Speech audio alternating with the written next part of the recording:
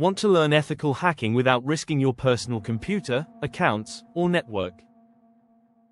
In this video, we're building a beginner-friendly ethical hacking lab at home in 2026. You'll learn what hardware and software you need, how to isolate your lab, which vulnerable machines you can practice on, and how to start learning safely. Remember, only test systems you own or have explicit permission to test. Step 1. Choose your computer first. You need a computer capable of running virtual machines. You don't need an expensive gaming PC. For beginners, a modern computer with around 8 to 16 gigabytes of RAM and enough storage for several virtual machines is a good starting point. If your computer supports hardware virtualization, such as Intel VTX or AMD, you can run virtual machines much more efficiently.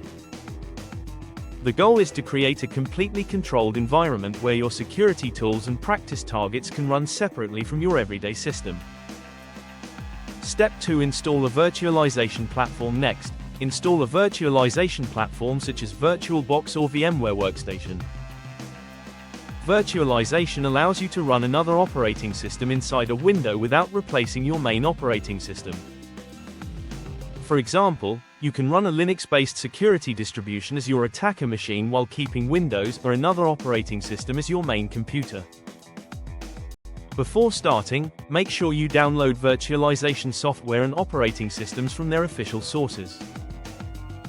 Step 3. Create your security machine. Now create your first virtual machine.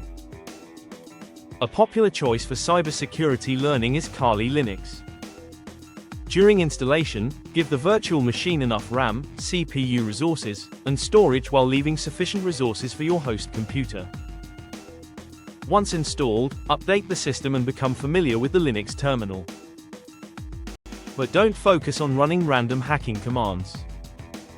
Instead, learn what each tool does, why it works, and how defenders can detect the activity. That knowledge is much more valuable than simply copying commands from the internet.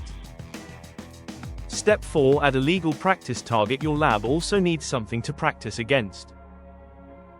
Instead of targeting websites, phones, routers, or other people's computers, use intentionally vulnerable applications designed for security training. Examples include OWASP, JuiceShop, DVWA, and Metasploitable. These platforms are specifically designed for learning about vulnerabilities in a controlled environment. You can practice identifying issues such as weak authentication, injection vulnerabilities, insecure configurations, and other common security problems without attacking real users.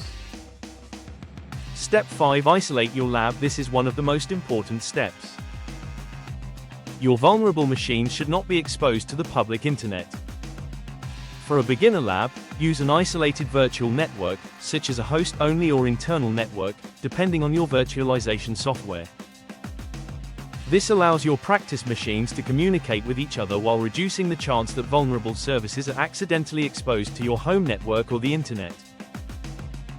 Before testing anything, always verify which network your virtual machines are connected to.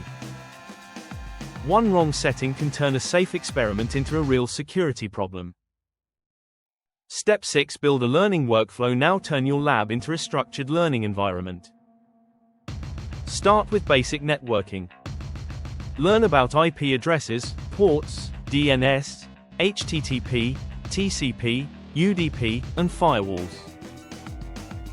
Then move into reconnaissance, vulnerability identification, web security, authentication, privilege concepts, and defensive monitoring.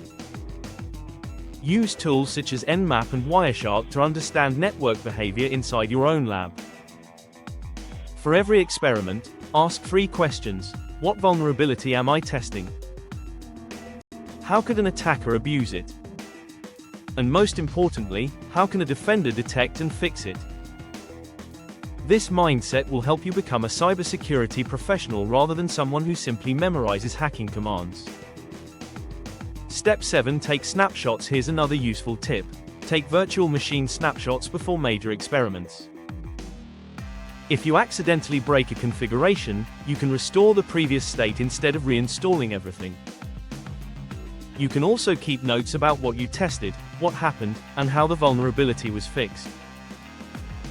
Over time, these notes can become your personal cybersecurity lab journal. And that's it. You now have the basic blueprint for a safe ethical hacking lab: a virtualization platform, a security-focused machine, intentionally vulnerable targets, network isolation, and a structured learning plan.